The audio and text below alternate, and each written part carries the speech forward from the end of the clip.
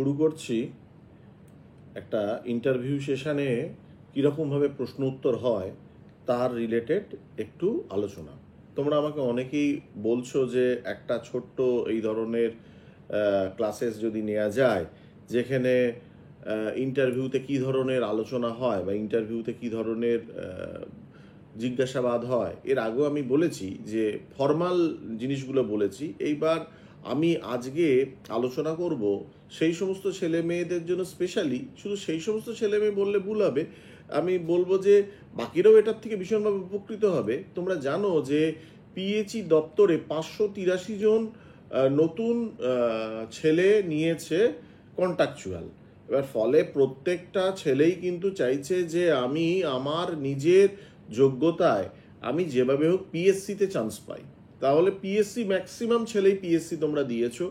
এবার যারা বিশেষ করেই এত হিউজ ছেলে যারা পিএইচিতে এই মুহূর্তে কাজকর্ম করছো, পিএইচই দপ্তরে, পাবলিক হেলথ ইঞ্জিনিয়ারিং দপ্তরে, তাহলে খুব স্বাভাবিক ব্যাপার তোমাদের ইন্টারভিউতে যে প্রশ্নগুলো করবে বেশ কিছুটা প্রশ্ন কিন্তু পিএইচই রিলেটেড হবে। দেখো, প্রাইমারি যে প্রশ্নগুলো কীরকম হবে, তোমার বাড়ি বা তোমার এলাকা ভিত্তিক যে প্রশ্নগুলো হবে, তোমার এলাকায় যে জিনিসগুলো আছে সেইগুলো নিয়ে যে প্রশ্নগুলো হবে, এগুলো তো কমন, এগুলো আমি বলেইছি। কিন্তু যদি পিএইচই রিলেটেড ব্যাপার নিয়ে আলোচনা হয় তাহলে তোমাদের কি ধরনের প্রশ্ন করতে পারে ইন্টারভিউতে, তো সেটার একটা সম্যক ধারণা আমি দেবার চেষ্টা করছি। মনে করি যে এই ভিডিওটা তোমাদের কাছে কার্যকরী হবে।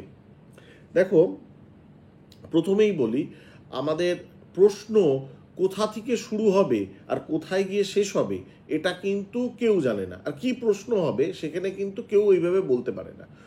মুদ্রা কথা হচ্ছে তোমার পুরো বিষয়টার ওপর একটা সম্যক ধারণা থাকা খুব প্রয়োজন। ঠিক আছে, এইবার ধরো আমি যদি পিএইচই নিয়ে প্রথমেই কথা বলতে চাই, তাহলেই প্রথমেই আমরা যে জিনিসটা নিয়ে যে কেউ প্রথমেই বলবে যে টিউবওয়েল রিলেটেড ব্যাপার স্যাপারে তোমরা নিশ্চয়ই পড়াশোনা করেছো যে হাউজিং পাইপ কাকে বলে, স্ট্রেনার কাকে বলে, আমার ডিপ টিউবওয়েলে কতটা ডিপে গেলে আমার ডিপ টিউবওয়েল হতে পারে, আমি কোন অ্যাকুইফায়ারে আমি ট্যাগ করব, এই ধরনের নানা প্রশ্ন কিন্তু তোমার পিএইচই রিলেটেড ব্যাপারে আসতে পারে। যে অ্যাকুইফায়ারে যদি কোনো একটা অ্যাকুইফায়ারে আমি ট্যাগ করি, কোন অ্যাকুইফায়ারে ট্যাগ করব, একটাতে নাকি একাধিকে, এই ধরনের প্রশ্ন কিন্তু তোমায় করতে পারে। মূল কথা হচ্ছে যে তোমার কথা হবে যে যেখানে আমি জল বেশি পাবো, যে অ্যাকুইফায়ারে জল বেশি পাবো, সেখানেই আমি আমার স্ট্রেনারকে ট্যাগ করব। এবার আসি একদম বেসিক জায়গা থেকে এসে আমরা একটুখানি পরের পার্টে যাই। যেমন হচ্ছে যে ধরো তোমাকে কেউ যদি জিজ্ঞেস করে যে তুমি যে পিএইচিতে কাজ করছো, টিউবওয়েল বসাচ্ছ, তাহলে টিউবওয়েলের অ্যাকুইফায়ারে তুমি কাজ করছো, অ্যাকুইফায়ার নিয়ে, তাহলে অ্যাকুইফায়ারটা কি? তা অ্যাকুইফায়ারটা কি যখনই বলবে, আমি আমার অনেক ছেলেদের প্রশ্ন করে দেখেছি, তাদের কিন্তু তারা একটা থিওরিটিক্যাল কথা বলে যাচ্ছে যে অ্যাকুইফায়ারের একটা থিওরিটিক্যাল ডেফিনেশন দেওয়ার চেষ্টা করছে। কিন্তু থিওরিটিক্যাল ডেফিনেশন দিয়ে কিন্তু অ্যাকুইফায়ার হবে না। এটা তোমার ইন্টারভিউ, তোমাকে কিন্তু তুমি বাংলায় কথা বলতে পারো, অসুবিধা নেই। তোমাকে ইংরেজিতেই কথা বলতে হবে এরকম ব্যাপার নয়, তুমি বাংলায় কথা বলতে পারো। তাহলে তোমাকে যদি থিওরি বলে যে কি থিওরিতে তোমার অ্যাকুইফায়ার কাকে বলে, তুমি একটা ডেফিনেশন বড় বড় কথা বলে দিলে কিন্তু ফাঁসবে। একদম মূল কথা হচ্ছে অ্যাকুইফায়ার মানে যে লেয়ার থেকে, মাটির তলায় যে লেয়ার থেকে আমি জল পেতে পারি, সেটাই হচ্ছে আমার অ্যাকুইফায়ার। তাহলে তোমাকে প্রশ্ন করতে পারে যে অ্যাকুইফায়ারে যে আমি ট্যাগ করছি অ্যাকুইফায়ারে, তাহলে অ্যাকুইফায়ারে আমি স্ট্রেনার সাধারণত কত মিটার দিই? ডিপ টিউবওয়েলে আমরা নর্মালি 30 মিটার স্ট্রেনার দিই। তাহলে এই যে 30 মিটার স্ট্রেনার, দেখা গেল যে মাটিতে কোনো একটা লেয়ারে খুব বেশি জল নেই, তাহলে আমি কি করব? তাহলে 30 মিটার কি স্ট্রেনার দেবো না? উত্তর হবে যে না, আমি দেবো স্ট্রেনার, কিন্তু যে অ্যাকুইফায়ারগুলোতে জল আছে সেই অ্যাকুইফায়ারে যে দেবো, কোনোটাতে একটা, কোনোটাতে দুটো, এইভাবে আমি টোটাল স্ট্রেনারগুলোকে প্লেস করব। কোথাও আমার হয়তো আমি 12 মিটার, কোথাও 6 মিটার, কোথাও আরও 18 মিটার, এইভাবে আমি মূল 30 মিটারটাকে আমি প্লেস করব, যেখান থেকে আমি জলের পরিমাণটা বেশি পাবো। এবং আমাদের টিউবওয়েলের ক্ষেত্রে একটা যে টেস্ট নর্মালি হয় যে কোন লেয়ারে জল আছে, যদি সেটা জানতে চায় কোন লেয়ারে জল আছে তুমি বুঝবে কি করে? দেখো, যারা এক্সপিরিয়েন্স পারসন তারা কিন্তু টিউবওয়েলের বোরিংয়ের সময় যে বালি ওঠে সেই বালি দেখেই বলতে পারে যে কোন লেয়ারে জল আছে। আর যারা এক্সপিরিয়েন্স পারসন অতটা নয়, তারা কিন্তু তাদের ভরসা করতে হবে ইলেকট্রো লগিংয়ের ওপরে। যে ইলেকট্রোলগিং যেটা হচ্ছে, সেই ইলেকট্রোলগিংয়ে থেকে বলে দেওয়া হচ্ছে যে কোন লেয়ারটা তোমার প্রপার, কোন লেয়ারে তুমি প্রপারলি ট্যাগ করতে পারো। ওকে, এইবার আমি আসি, এই যে যখনই অ্যাকুইফায়ারের কথা এলো তারপরেই কিন্তু বাকি কথাগুলো এসে যায় যে অ্যাকুইফায়ার কাকে বলে, আমরা বলেছি অ্যাকিউক্লুড কাকে বলে। অ্যাকিউক্লুডে কি আমি জল পাবো না? অ্যাকিউক্লুড হচ্ছে যে ক্লের লেয়ার, যেখানে যার মধ্যে জলটা থাকে তার মধ্যে সেটাকে বলবো অ্যাকিউক্লুড। তাহলে ক্লের লেয়ারে আমার জল রাখছি, তাহলে সেটাকে আমি বলছি অ্যাকিউক্লুড। অ্যাকিউটার্ট কাকে বলে? যে লেয়ারের মধ্যে দিয়ে অল্প অল্প টার্ডিং হচ্ছে সেটা হচ্ছে অ্যাকিউটার্ট। অ্যাকিউফিউজ কাকে বলবো? যে পাথরের লেয়ার, যেখান থেকে জল বেরোনোর কোনো রাস্তা নেই। আমি এর আগেও আমার অন্য সেশনে এই ব্যাপারটা আলোচনা করেছিলাম, কিন্তু সেটাকে বলছি অ্যাকিউফিউজ। তাহলে তোমাকে যদি প্রশ্ন করে যে অ্যাকিউক্লুড, কোনো একটা অ্যাকিউক্লুডে আমি স্ট্রেনারটা লাগিয়েছি, তাহলে কি আমি জল পাবো না?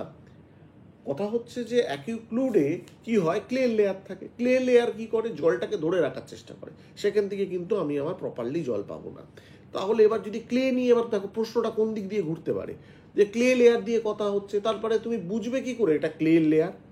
তার মানে আমার ক্লে লেয়ারের জন্য তোমার কি কি টেস্ট আছে, যে খুব বেশি ক্লে না কম ক্লে, কি ধরনের ক্লে বলতে পারো, তো তোমাকে সেই ক্লের একটু ডেফিনেশন বলতে হবে। তাহলে ক্লের জন্য কি ধরনের টেস্ট আছে?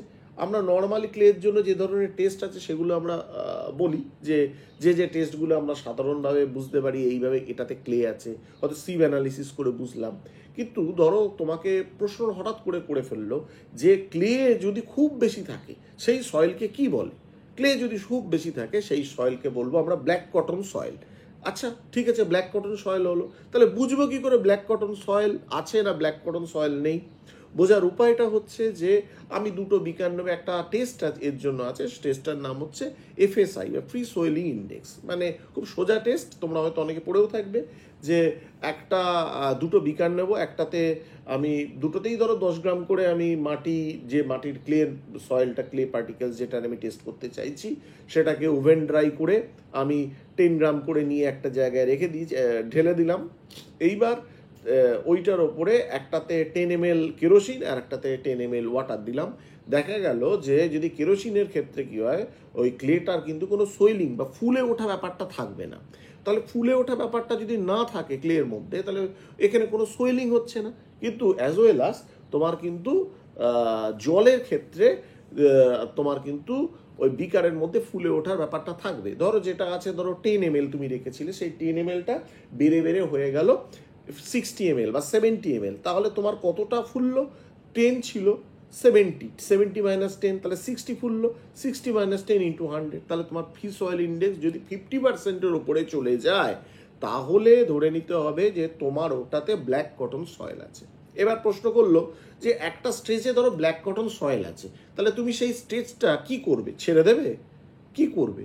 কি অ্যাজ পার মর্থ, আমাদের আগে মোস্ট বলতো, এখন মর্থ বলে, অ্যাজ পার মর্থ কি বলে, যে তুমি ওর ওপর থেকে যদি 0.5 বা 500 ml ক্লে একদম ব্ল্যাক কটন সয়েল যদি থাকে, সেটাকে ছেটে তুলে ফেলে দাও, তার উপরে সেটাকে লেয়ার বাই লেয়ার আমি সেটাকে যদি ডেভেলপ করতে পারি রোড কনস্ট্রাকশনের ক্ষেত্রে, তাহলে কিন্তু সেটা চলে যাবে। কিন্তু ধরো একটা রোড কনস্ট্রাকশন, একটা বিল্ডিং কনস্ট্রাকশন আছে, ধরো এখন বর্তমানে অনেক ক্ষেত্রে কি হয়, আমরা বিভিন্ন জায়গায় খুব হট টপিকস, যে কেএমডি এর একটা বিল্ডিং উল্টে পড়ে গেল, এইটা নিয়ে একটা হট টপিকস আমরা চারদিকে পেপারে পড়ছি। তোমার প্রশ্ন করলো, আচ্ছা কেএমডি এর বিল্ডিংটা উল্টে পড়ে গেল কেন বলো তো? তুমি বলবে স্যার কেএমডি এর বিল্ডিং তাহলে কি কনস্ট্রাকশন ঠিক করেনি? তুমি বললে হ্যাঁ স্যার, হয়তো কনস্ট্রাকশন ঠিক করেনি, তাহলে বাকিগুলো পড়ছে না, এটা পড়লো কি করে? তাহলে সেটা নয়। হয়তো কেউ বললো না স্যার কনস্ট্রাকশন হয়তো ঠিক আছে, পুকুর বোঝানো জমির ওপর করেছে। তাহলে পুকুর বোঝানো জমি মধ্যে কথা কেসটা কি? পুকুরে কি থাকে? পাঁক, ক্লে। তাহলে কি হয়, এই ক্লেতে যদি তোমার জল আসে বা জল পড়ে, তাহলে ওটা কিন্তু ফুলে ওঠে, মানে পুরো স্ট্রাকচারটা তোমার কিন্তু উপরের দিকে উঠতে থাকবে।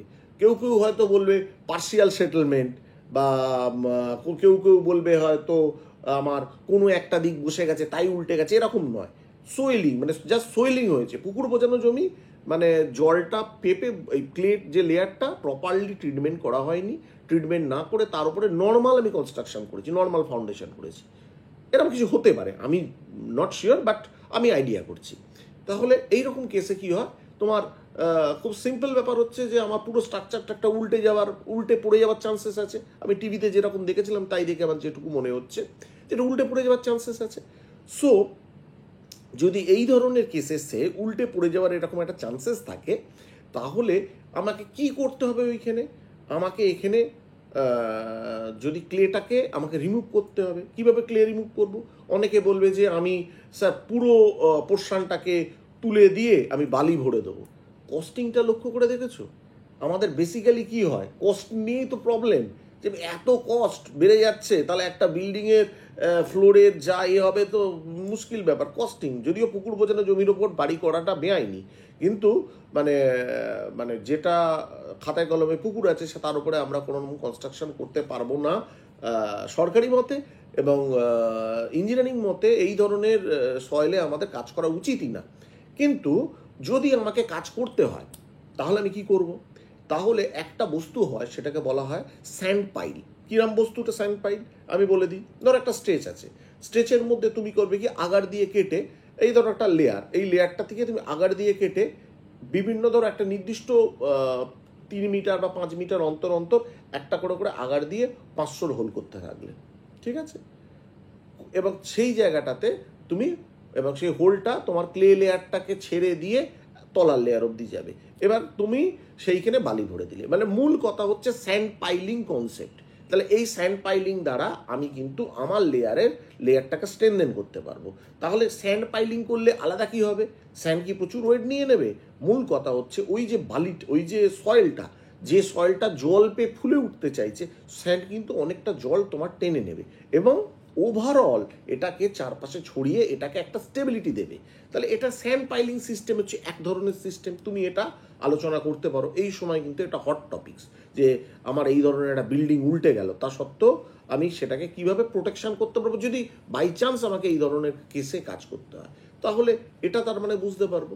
আমাকে একটা ছাত্র প্রশ্ন করলো, একদিন যাচ্ছি একসঙ্গেই, সে আমাকে প্রশ্ন করলো যে আমাকে যদি বলে যে ক্লে, স্যান্ড, সিল্ট তুমি হাতে নিয়ে কিভাবে বলবে যে এটা ক্লে, এটা স্যান্ড, এটা সিল্ট?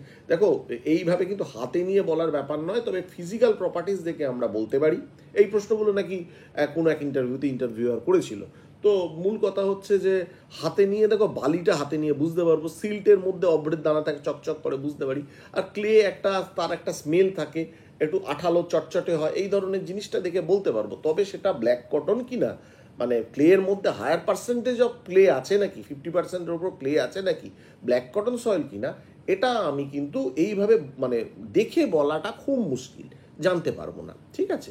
সো আমার যেটা মনে হয় যে তোমরা যারা পিএইচইতে পেয়েছো চান্সেস অ্যাজ এ কন্ট্রাকচুয়াল যেই হিসাবে, তারা পিএসসির জন্য সবাই লড়ছো, প্রত্যেকে দারুণ পরীক্ষা দিয়েছো। আমার যাদের সঙ্গে আলাপ হয়েছে প্রত্যেকে বলেছো আমাদের দারুণ, আমরা স্যার পরীক্ষা দিয়েছি, কিন্তু ইন্টারভিউটা নিয়ে আমরা সবাই চিন্তিত। তাহলে পিএইচই রিলেটেড এই ধরনের প্রশ্ন কিন্তু চলে আসবে। দেখো, শুরু করেছিলাম কোথায়? টিউবওয়েলে শুরু করেছিলাম, অ্যাকুইফায়ারে শুরু করেছিলাম, আমি এসে দাঁড়ালাম, দেখো বিল্ডিং উল্টে গেল, সেই জায়গায় চলে এলাম, ঠিক আছে? তারপরে দেখো, তোমাদের জিজ্ঞেস করতে পারে যে তোমরা আর কি কি কাজ করো। তোমরা দেখো, অনেকেই বলবে যে আমরা ওভারহেড রিজার্ভার বানাই। নিশ্চয়ই তোমরা ওভারহেড রিজার্ভার বানাচ্ছ, দেখছো। তোমাকে যখনই ওভারহেড রিজার্ভার বানানোর কথা বলবে, তখনই তোমাকে খুব ছোট ছোট কিছু প্রশ্ন করবে যে বারবেন্ডিং শিডিউল পারো? তুমি বলবে হ্যাঁ বারবেন্ডিং শিডিউল পারি। তোমায় একটা বারবেন্ডিং শিডিউলের মধ্যে একটা পোর্শন দিয়ে দিল, দিয়ে বললো ভাই এই রড আছে, এই আমার মধ্যে রড মাপতে হবে, একটু বারবেন্ডিং শিডিউলটা করে যাও। তাহলে বারবেন্ডিং শিডিউল পোর্শনটা একটু আমি দেখে যাব।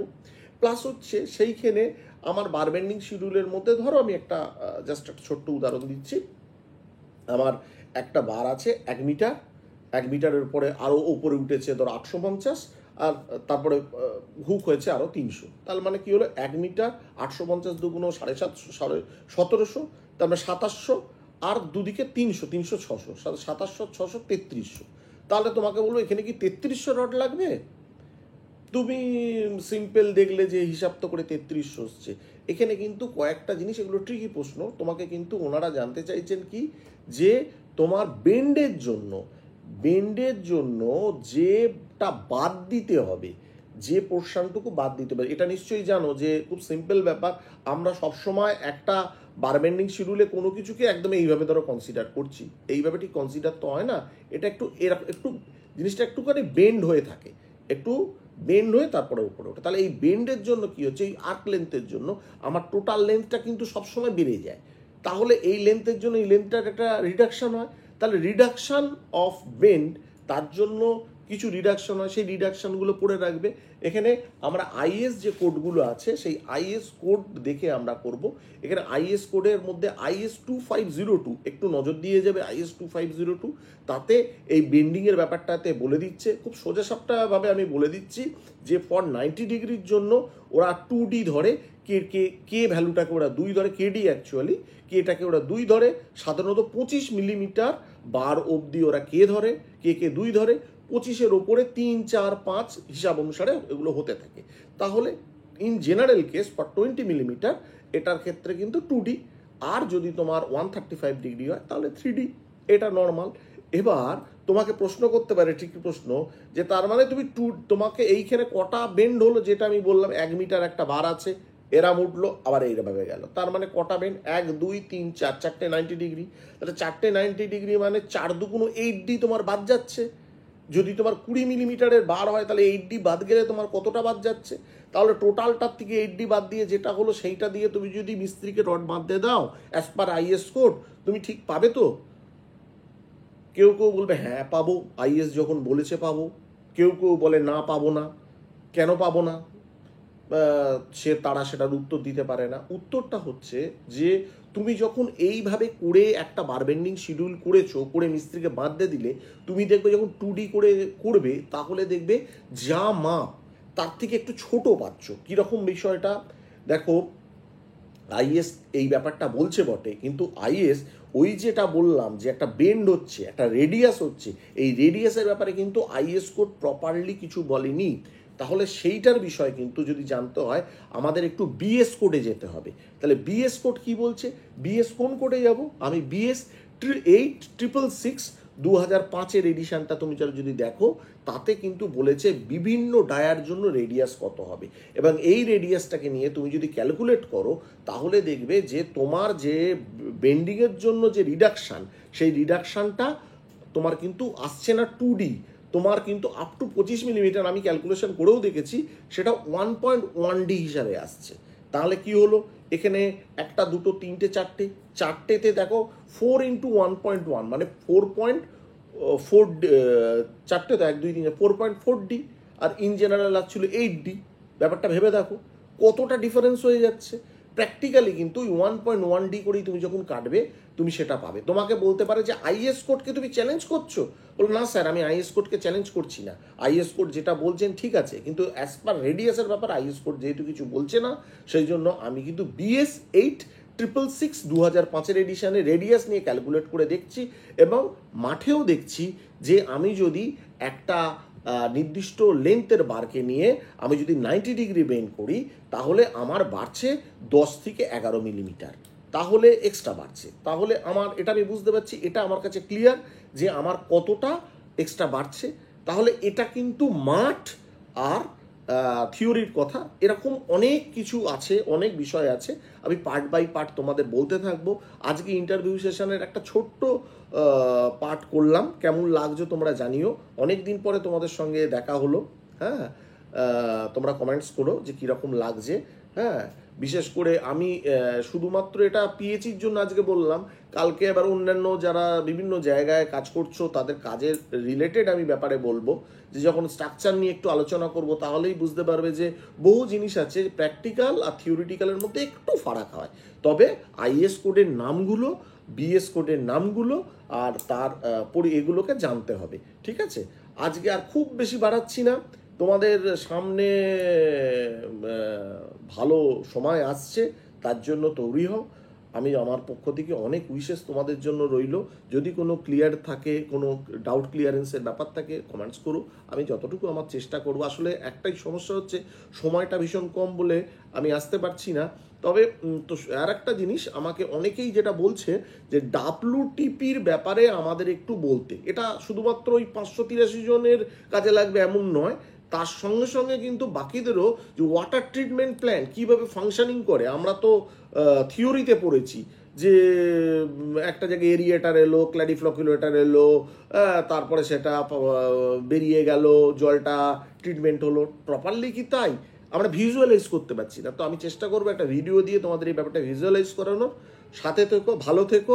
আমি চেষ্টা করব তোমাদের ডাউটগুলো ক্লিয়ার করার জন্য। ইন্টারভিউ সেশনটা কিন্তু খুব ভালো হতে যাচ্ছে, সঙ্গে থেকো। ওকে, বাই।